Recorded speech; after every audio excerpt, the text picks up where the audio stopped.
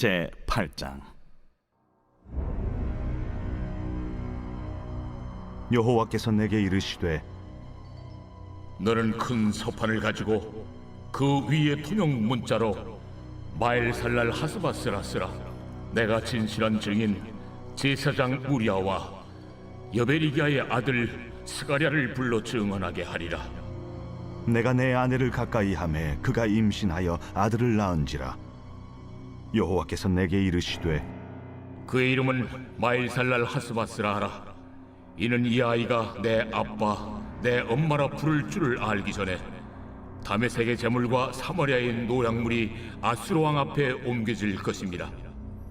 여호와께서 다시 내게 말씀하여 이르시되 이 백성이 천천히 흐르는 실로암 물을 버리고 르신과 르말리아의 아들을 기뻐하느니라. 그러므로 주 내가 흉흉하고 창이란 큰 하수 곧 아수르 왕과 그의 모든 위력으로 그들을 뒤덮을 것이라. 그 모든 골짜기에 차고 모든 언덕에 넘쳐 흘러 유다에 들어와서 가득하여 목에까지 미치리라. 임마누엘이여, 그가 펴는 날개가 내 땅에 가득하리라. 너희 민족들아 함성을 질러보아라. 그러나 끝내 패망하리라. 너희 먼 나라 백성들아 들을지니라. 너희 허리를 동이라. 그러나 끝내 패망하리라. 너희 허리에 띠를 띠라. 그러나 끝내 패망하리라. 너희는 함께 계획하라. 그러나 끝내 이루지 못하리라. 말을 해보아라. 끝내 시행되지 못하리라. 이는 하나님이 우리와 함께 계심이니라. 여호와께서 강한 손으로 내게 알려주시며 이 백성의 길로 가지 말 것을 내게 깨우쳐 이르시되 이 백성이 반역자가 있다고 말하여도 너희는 그 모든 말을 따라 반역자가 있다고 하지 말며 그들이 두려워하는 것을 너희는 두려워하지 말며 놀라지 말고 만군의 여호와 그를 너희가 거룩하다 하고 그를 너희가 두려워하며 무서워할 자로 삼으라. 그가 성소가 되시리라. 그러나 이스라엘의 두 집에는 걸림돌과 걸려 넘어지는 반석이 되실 것이며 예루살렘 주민에게는 함정과 올무가 되시리니 많은 사람들이 그로 말미암아 걸려 넘어질 것이며 부러질 것이며 덫에 걸려 잡힐 것이니라. 너는 증거의 말씀을 싸매며 율법을 내 제자들 가운데서 봉함하라. 이제 야곱의 집에 대하여 얼굴을 가리시는 여호와를 나는 기다리며 그를 바라보리라. 보라, 나와 민 여호와께서 내게 주신 자녀들이 이스라엘 중에 징조와 예표가 되었나니 이는 시온산에 계신 만군의 여호와께로 말미암은 것이니라. 어떤 사람이 너희에게 말하기를 주절거리며 속살거리는 신접한 자와 마술사에게 물으라 하거든 백성이 자기 하나님께 구할 것이 아니냐 산자를 위하여 죽은 자에게 구하겠느냐 하라. 마땅히 율법과 증거의 말씀을 따를지니 그들이 말하는 바가 이 말씀에 맞지 아니하면 그들이 정녕 아침 빛을 보지 못하고 이 땅으로 헤매며 곤고하며 굶주릴 것이라. 그가 굶주릴 때에 격분하여 자기의 왕과 자기의 하나님을 저주할 것이며 위를 쳐다보거나 땅을 굽어보아도 환난과 흑암과 고통의 흑암뿐이리니 그들이 심한 흑암 가운데로 쫓겨 들어가리라.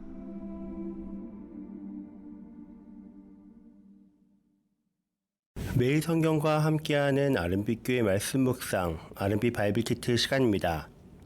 우리와 함께하시는 하나님 임마누엘의 은혜가 사랑하는 아름빛 성도님들의 삶 가운데 함께하시기를 간절히 축복합니다. 2026년 7월 25일 토요일, 오늘 우리에게 주신 하나님의 말씀은 이사야 8장 1절부터 22절까지의 말씀입니다. 이사야 선지자는 아하스 왕이 하나님을 의지하지 않고 아수르를 의지하자 하나님의 말씀을 다시 한번 전합니다.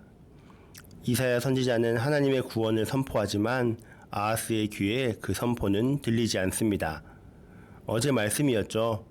북이스라엘과 아람의 연합군이 남유다를 향해 공격하려고 하자 아하스 왕은 굳게 믿지 아니하면 굳게 서지 못하리라는 경고에도 불구하고 아수르를 의지하기로 결정합니다. 아하스의 결정 이후 하나님께서는 아수르를 심판의 도구로 사용하셔서 유다를 극심한 환란으로 몰아넣을 것임을 선포하십니다. 오늘 본문은 어제 본문에서 예언된 임박한 심판과 구원의 내용이 더 구체적으로 나타나는데요. 먼저 이사야는 하나님께 큰 서판에 마헬살랄 하스바스라는 글씨를 쓰라는 명령을 받습니다. 이 마헬살랄 하스바스라는 말의 뜻은 약탈을 속히 하고 노량물을 급히 하라는 의미입니다. 하나님께서는 이사야에게 아들을 낳을 것임을 말씀하시면서 그 아들을 낳으면 그 아들의 이름을 마헬살랄 하스바스라고 지으라고 말씀하신 것입니다. 굳이 이 이름을 지으라고 하신 이유는 무엇일까요? 그 이유는 이 아이가 아빠, 엄마를 부를 줄 알기 전에 북이스라엘과 아람이 유다로부터 빼앗아간 노량물들, 그것이 아수르에게 옮겨질 것임을 알려주시기 위함이었습니다. 하나님의 첫 번째 심판의 대상은 유다를 침략했던 북이스라엘과 아람이 될 것임을 말씀하신 것이죠. 남유다를 괴롭혔던 북이스라엘과 아람이 멸망한다는 것, 유다에게는 기쁜 소식일 것입니다. 하지만 이 소식이 진정 구원의 소식이었을까요? 그렇지 않죠. 유다에게는 일시적으로 구원처럼 보였을 수 있습니다. 하지만 하나님께서 말씀하시고자 하시는 중요한 것은 그 다음에 있었습니다. 6절에서 하나님께서는 이사야에게 이렇게 말씀하십니다. 이 백성이 천천히 흐르는 실로와 물을 버리고 르신과 르말리아의 아들을 기뻐하느니라. 이 6절이 의미하는 것은 이렇습니다. 이 백성, 즉 유다 백성이 흐르는 실로와의 물, 다시 말해 다윗 왕조를 버렸고 르신과 르말리아의 아들을 기뻐했다는 말은 하나님을 바라보지 않고 외부로 눈을 돌려서 세상의 왕들의 힘을 바라보고 하나님께서 정하신 다윗 왕조가 아니라 자신들이 만든 왕조의 기대를 걸었다는 의미입니다. 다시 말해 하나님께서 정하신 왕조를 버리고 자신들만의 왕조를 추앙하며 자신들의 힘을 더 의지했다는 뜻입니다. 그렇기에 하나님께서는 큰 하수, 곧 아수르 왕을 사용하셔서 벌하실 것임을 말씀하고 계신 것입니다. 북이스라엘과 아람을 향한 심판은 사실 전초전에 불과했습니다. 하나님께서는 유다가 두려워하고 의지하며 머리 숙였던 그 아수르의 의에 도리어 유다가 심판받을 것임을 말씀하십니다. 어제 본문에서 나왔던 유명한 단어죠. 하나님이 우리와 함께 계시다는 뜻의 임마누엘. 이 임마누엘의 의미는 자신과 함께하는 백성들을 원수로부터 보여주시는 이름이지만 오늘 등장하는 임마누엘의 단어는 사뭇 느낌이 다릅니다. 흘러 유다에 들어와서 가득하여 목에까지 미치리라. 임마누엘이여 그가 펴는 날개가 내 땅에 가득하리라. 여기서 임마누엘의 의미는 하나님을 믿지 않은 백성들의 심판을 보여줍니다. 하나님이 함께 하신다는 것은 하나님의 백성을 지키신다는 뜻이기도 하지만 동시에 하나님을 거스르는 모든 계획을 무너뜨리신다는 뜻이기도 합니다. 9절부터 10절까지의 말씀입니다. 너희 민족들아 함성을 질러보아라. 그러나 끝내 패망하리라. 너희 먼 나라 백성들아 들을지니라. 너희 허리를 동이라. 그러나 끝내 패망하리라. 너희 허리에 띠를 띠라. 그러나 끝내 패망하리라. 너희는 함께 계획하라. 그러나 끝내 이루지 못하리라. 말을 해보아라. 끝내 시행되지 못하리라. 이는 하나님이 우리와 함께 계심이니라. 바로 10절 마지막 하나님이 우리와 함께 계심이니라. 임마누엘이죠. 임마누엘이란 이름이 양면성을 가지고 있는 것입니다. 하나님의 백성이 하나님의 손에 붙들려 있을 때 원수로부터 보호되지만 하나님의 백성이 자신들의 계획에 사로잡혀 있을 때는 하나님이 함께 하시기 때문에 그 모든 것들이 실패한다는 것입니다.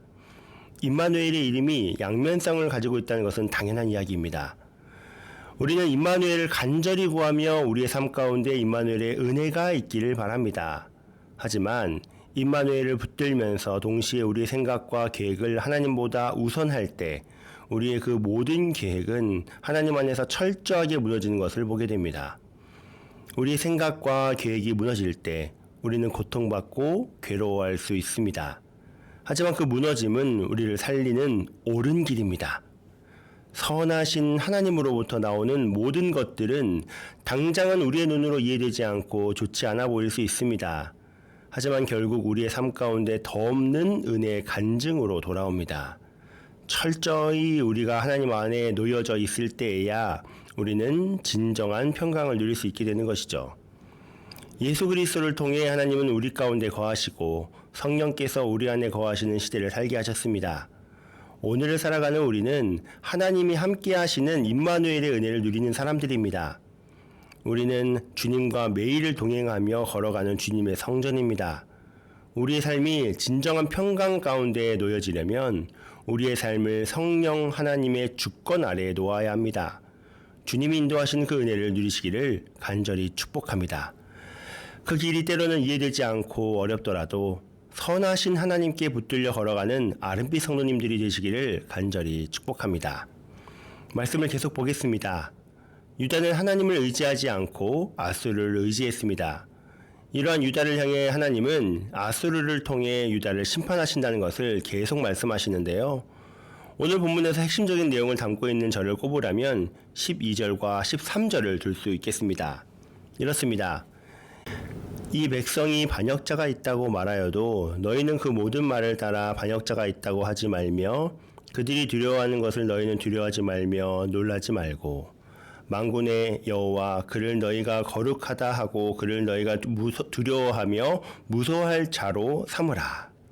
12절과 13절에서 반복되는 단어가 있다면 두려워하다라는 단어인데요.